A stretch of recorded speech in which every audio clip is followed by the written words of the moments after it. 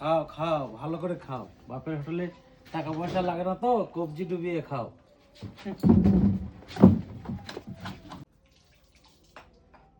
বাবু যাস না রে, না খেয়ে খেয়ে নে। বাবু এভাবে না খেয়ে যাস না রে। বাবু সাহেবের আবার তেজ দেখো। তো ছেলেটাকে খাবার থালি থেকে উঠিয়ে কোথায় যাবে আবার? ঘুরে ফিরে এই বাপের হোটেলে আসতে হবে।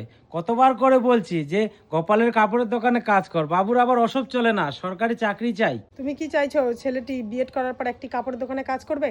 আর যদি এসএসসি 26,000 চাকরি বাতিল না হতো তাহলে ছেলেটি এভাবে বেকার বাড়িতে বসে থাকতো? তার মধ্যে রাজ্যের যে অবস্থা, ছেলেটি তো চেষ্টা করেই যাচ্ছে। ওসব চেষ্টায় আর সংসার চলে না।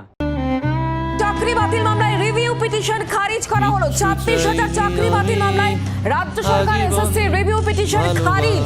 চাকরি হারাতে রায় পুনর্বিবেচনার যে আবেদন তা খারিজ হয়ে গেল। তাদেরই দলে বারবার মরে যায় যারা।